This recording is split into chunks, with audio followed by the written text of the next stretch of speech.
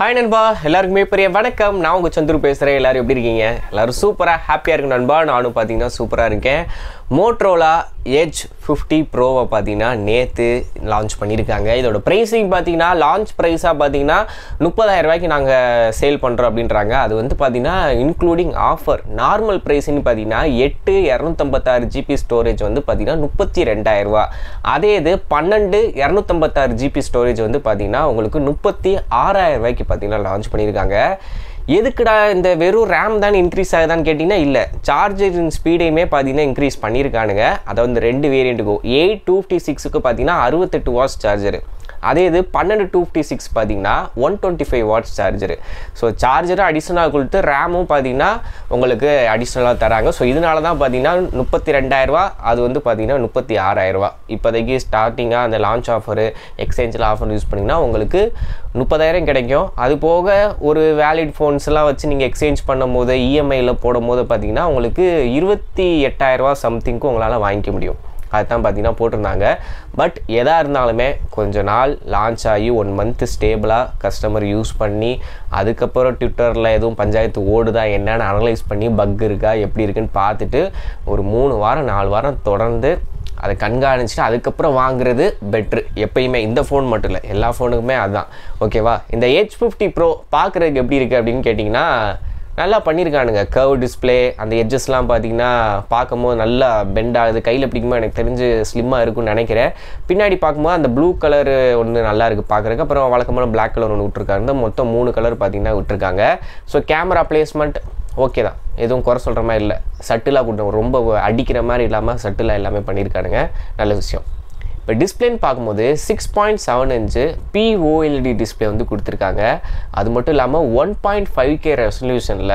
உங்களுக்கு 144 hertz support பண்ணக்கூடிய display வந்து இருக்குது நண்பா அதில் என்ன 144 ஹெர்ட்ஸ் அப்படின்னா நார்மலாக நம்ம யூசேஜுக்கு அந்த 120 ஹெர்ட்ஸ் எல்லாமே வரும் இப்போ நீங்கள் ஏதாவது கேம் விளாட்றீங்க அப்படின்றப்ப உங்களால் அந்த செட்டிங்ஸை மாற்றிக்க முடியும் ரெஃப்ரெஷ் ரேட்டை வந்து பார்த்தீங்கன்னா 144 ஹெர்ட்ஸ் வரைக்கும் மாற்றிக்க முடியும் இப்போ பப்ஜிலாம் பார்த்தீங்கன்னா 90 ஹெர்ட்ஸ் எக்ஸ்ட்ரீம் வரைக்கும் போகுது எக்ஸ்ட்ரீம்னாலே பார்த்தீங்கன்னா 90 FPS அது போக நீங்கள் வந்து டிஸ்பிளே செட்டிங்ஸில் உங்களால் 144 ஹெர்ட்ஸ் அந்த கேமிங் மோட்லாம் வரும்ல அது மூலிமா பார்த்தீங்கன்னா உங்களால் மாற்றி அமைச்சிக்க முடியும் ஸோ இதுதான் பார்த்தீங்கன்னா 144 ஹெர்ட்ஸ் ஸோ டிஸ்பிளே பக்கம் உண்மையிலே சூப்பராக பண்ணியிருக்காங்க 1.5K ரெசல்யூஷனு POLED டிஸ்பிளே அது மட்டும் இல்லாமல் 2000 நிட்ஸ் வரைக்கும் பீக் பிரைட்னஸ் லெவல் போகிறது எல்லாமே பார்த்தீங்கன்னா நல்லபடியாக அச்சீவ் பண்ணியிருக்கானுங்க இருந்தாலும் வரட்டும் வந்ததுக்கப்புறம் என்ன ஏதுன்றதை ஏதாவது பிரச்சனை இருக்கான்றதை பார்த்து என்னன்னு பார்த்துக்கலாம் அடுத்தபடியாக டியூயல் ஸ்பீக்கர் இருக்குது இன்டிஸ்பிளே ஃபிங்கர் பிரிண்ட் ஸ்கேனர் பார்த்தீங்கன்னா கொடுத்துருக்காங்க பின்னாடி கேமரான்னு பார்க்கும்போது 3 கேமரா உருப்படியாக உண்மையிலே சொல்கிறேன் இந்த 30000 ரூபா பட்ஜெட்டுக்குள்ளே ரியல்மி ரெட்மி OnePlus எவனுமே பார்த்தீங்கன்னா இந்த மாதிரி உருப்படியான செக்மெண்ட்டை கொடுக்கவே மாட்டான் இவன் உருப்படியாக கொடுத்துருக்கான் என்னன்ற சொல்கிறேன் primary 50 megapixel with optical image ஸ்டெபிலைசரோட இருக்குது ஓஎஸோட இருக்குது அல்ட்ரா வைடு வந்து பார்த்தீங்கன்னா 13 மெகாபிக்சலுக்கான அல்ட்ரா வைடு அடுத்தபடியாக டெலிஃபோட்டோ லென்ஸு 10 மெகாபிக்சல் 3x வரைக்கும் ஆப்டிக்கல் ஜூமில் நம்மளால் ஃபோட்டோஸ் எடுத்துக்க முடியும் போர்ட்ரேட் ஃபோட்டோஸ்லாம் சாம்பிள்ஸ் பார்க்கும்போது உண்மையிலே சூப்பராக இருக்குது ட்விட்டர்லையாக இருக்கட்டும் யூடியூப்பில் இருக்க நிறைய பேர் ஷேர் பண்ணியிருந்தாங்க பார்க்கும்போது உண்மையிலே telephoto lens worth portrait photo பார்த்தீங்கன்னா பக்காவாக பண்ணியிருக்கானுங்க மோட்டோ இந்த வட்டம் நல்லாவே பண்ணியிருக்கானுங்க அது மட்டும் இல்லாமல் செல்ஃபி கேமராக்குமே பார்த்தீங்கன்னா 50 மெகாபிக்சல் பார்த்தீங்கன்னா கொடுத்துருக்கானுங்க ஸோ லோ லைட்டில் நம்ம வந்து ப்ரைமரியில் எடுக்கும் போதாக இருக்கட்டும் இல்லை டெலிஃபோட்டோ லென்ஸ் வச்சு எடுக்கும் போதாக இருக்கட்டும் ஓஎஸ் இருக்கிறனால நம்மளால் தெளிவான ஃபோட்டோஸ் லோ லைட்லேயுமே நம்மளால் எடுக்க முடியும் அல்ட்ரா வைடுமே 13 மெகாபிக்சல் கொடுத்தனால டீட்டெயிலிங் பார்த்தீங்கன்னா நல்லாயிருக்கும் ஏன்னா இப்போ உள்ளதே தெரியும் பிரைமரி 50 மெகாபிக்சல் கொடுத்துட்டு அல்ட்ரா வைடு 8 மெகாபிக்சல் 2 மெகாபிக்சல் மேக்ரோம் கொடுப்பானுங்க இல்லையா பிரைமரி 50 மெகாபிக்சல் கொடுத்துட்டு 8 மெகாபிக்சல் அல்ட்ரா வைடோன்னு முடிச்சுக்கோடுங்க செல்ஃபிக்கு வந்து பார்த்தீங்கன்னா 16 மெகாபிக்சல் அப்படின்னு சொல்லி முடிச்சுடுவானுங்க ஸோ இவன் வந்து பார்த்தீங்கன்னா கேமரா செக்மெண்ட்டில் எல்லாத்தையுமே கவர் பண்ணியிருக்கான் அடுத்தபடியாக உள்ளே யூஸ் பண்ண ப்ராசஸர் Snapdragon 7 Gen 3 ப்ராசஸர் வந்து யூஸ் பண்ணியிருக்கானுங்க இது வந்து LPDDR4X ரேமு UFS வந்து பார்த்தீங்கன்னா 2.2 ஸ்டோரேஜ் தான் பார்த்தீங்கன்னா கொடுத்துருக்கானுங்க USB வந்து 3.1 ஆப்ஷன் வந்து கொடுத்துருக்காங்க டைப் C போட்டிருக்கு என்னடா அது LPDDR4X ரேமுக்கு UFS 3.1 3.2நாவது கொடுக்கணும் நீ என்னடா 2.2 கொடுத்து வச்சுருக்க அப்படின்ற மாதிரி தான் இருக்குது எல்லா விதத்துலையும் நல்லா பண்ணிட்டு இந்த பக்கம் சொதப்பிட்டா கொஞ்சம் மாற்றி கொடுத்துருக்கலாம் இன்றைக்கி தேதிக்குள்ள வெர்ஷனை கொடுத்துருக்கலாம் ஸோ அதுதான் பார்த்தீங்கன்னா இது வந்து எந்த விதத்தில் பாதிக்கும் அப்படின்னா நீங்கள் ரியல் டைமாக யூஸ் பண்ணும்போது நீங்கள் கவனிக்கவே மாட்டீங்க அந்த ரீட் அண்ட் ரைட் ஸ்பீடாக இருக்கட்டும் காப்பி பேஸ்ட்டாக இருக்கட்டும் அதிலெல்லாம் உங்களுக்கு வந்து பெரிய லெவல் வித்தியாசம் இருக்காது வேறு ஒருத்தன் இந்த 30000 பட்ஜெட்டில் OnePlus ஃபோனோ இல்லை ரியல்மி ஃபோனாக வச்சுருக்கும் போது அவனோட இதில் வந்து பார்த்தீங்கன்னா LPDDR4X RAM UFS வந்து 3.1 ஸ்டோரேஜ் ஆப்ஷன் இருந்துச்சுன்னு வச்சுக்கோங்க. லைட்டை பார்த்து என் 1 GB ஃபைல் வந்து ரீட் அண்ட் ரைட் ஆகிறதுக்கு இவ்வளோ நிமிஷம் ஆகுது, உனக்கு என்ன இவ்வளோ நேரம், அப்போ தான் உணர்வீங்க. மற்றபடி பேப்பரில் வச்சு பார்க்கும்போது உங்களுக்கு பெரிய லெவலில் வித்தியாசம் இருக்காது.